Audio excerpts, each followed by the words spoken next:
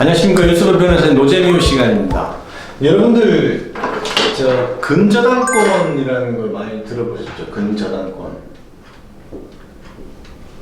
저당권은 금액이 딱 고정되어 있습니다. 금액이 딱 고정되어 있어서 예를 들어 저당권 담보액이 1억인데 1억을 다 갚았다. 그러면은 저당권은 소멸해요. 그런데 근이라고 붙어있는 근저당권, 근질권, 근보증 뭐 이런 것들은 이게 채무가 증가했다가 감소했다가 뭐 계속 거래 관계에서 이게 채권 최고액이라는 거를 정해놓고 이 범위 내에서는 근저당권으로 담보되는 채무가 영원이 되더라도 근저당권은 소멸하지 않습니다. 그리고 채권 최고액을 넘어서면 채무액이 채권 최고액까지만 담보로 우선 변제를 받을 수가 있습니다. 그러니까 이 뭐 건물에 근저당권이 있다면 이게 이제 2억인데 채권 최고액을 뭐 3억 했다. 근데 실제 채무는 자, 1번 2억 5천 2억 5천이면 어떻게 되겠습니까? 채권 최고의 범위 안이니까 다 담보로 보장되는 채권이죠. 채무죠. 그런데 시가가 2억이다 보니까 5천만 원은 사실상 변제를 못 받게 되는 것이고, 만약에 실제 채무가 1억입니다. 그러면은 채권 최고의 범위 안에 있고, 그리고 이제 담보 가치가 2억이니까 여기서는 1순위로 변제를 받을 수가 있겠죠. 그래서 근저당권 성격은 그 확정 저당권, 단순 저당권에 비해서 채무 액수가 변동이 있을 수가 있습니다. 그런데 지금 이제 대법원 2021-255648 요 판결에서는 자, 처음 1순위 근저당이 1억이었어요. 1억. 채무가, 실제 채무가.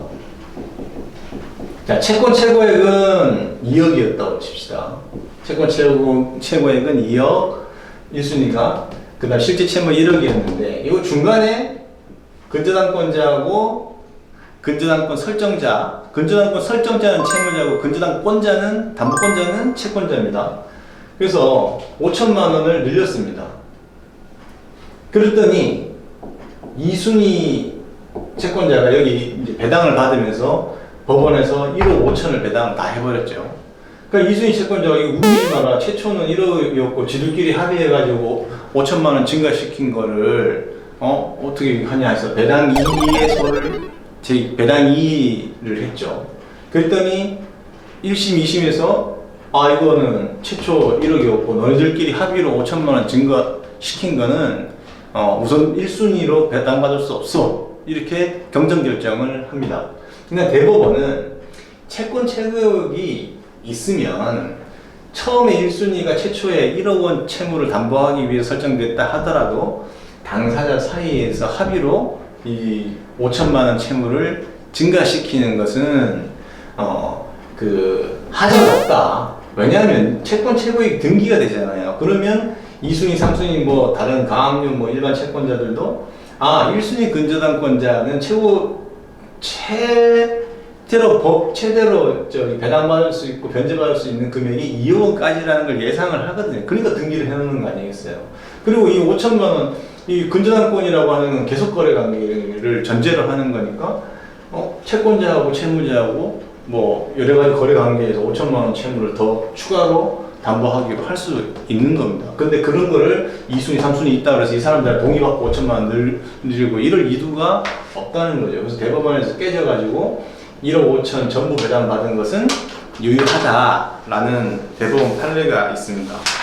그래서 중요한 거는 이 채권 최고액은 실제 채무액수보다는 보통 높게 잡는 게 일반적이거든요. 특히 은행 같은 경우는 1억 빌리면 채권 최고액은 120%, 130% 이렇게 1억 2천, 1억 3천 이렇게 잡습니다. 왜냐하면 이제 이자 납입이 연체되거나 하면 그런 것들을 합산하기도 하고 뭐 그럴 요량으로 하는 건데 어쨌든 이 내가 근저당권자라고 했을 때 이거 뭐를 하는 거죠? 근저당권이 있으면 권리 행사를 할 수 있는 방법이 임의경매를 신청하는 거거든요. 임의경매. 자, 그런데 그러면 근저당권은 이 채무액, 채권 최고액이야 확정돼 있지만 실제 채무는 줄었다가 늘었다가 뭐 이렇게 한다는 걸 전제로 하는 그런 성질을 가진 담보권이거든요. 그래서 1순위 근저당권자 경매 신청을 할 때는 경매 신청 시에 실제 채무가 확정이 돼요. 자, 그럼 1순위 권자가 신청을 경매 신청을 했다 그러면 1억으로 이제 확정이 되고 그 후에 변동시킨 것은 1순위에 포함되지 않습니다. 근데 2순위 권자가 후순위 권자가 경매 신청했을 때는 경매 대금 완납 시에 확정이 됩니다.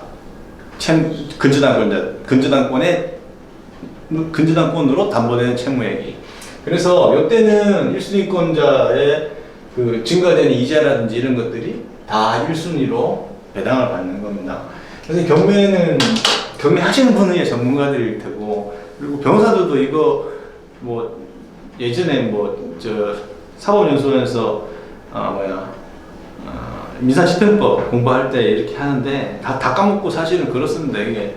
근데 어쨌든 중요한 건 이제 1순위권자인데 피담보 채무가 확정되기 전까지 채권 최고액 범위 내에서 그 채무를 당사자들 사이 합의로 증가시켰을 경우에 그게 우선 배당을 받을 수 있느냐, 그렇다라는 것이고, 뒤 사람들은 거기에 이의를 할 수가 없습니다. 이런 경우 배당 이의소를 제기해봐야 패소하겠죠, 후순위권자들이. 그래서 근저당권 성질은 계속 거래하는 관계에서 그 채무가 줄었다가 늘었다가 뭐 이런 걸 다 담보하기 때문에 변동이 있을 수가 있고, 확정 시기가 다 다르기 때문에 그때 확정될 때의 채무만 근저당권의 채무로 확정이 된다. 그래서 그걸 가지고 배당을 받게 된다. 이렇게 기억을 하시면 되겠습니다.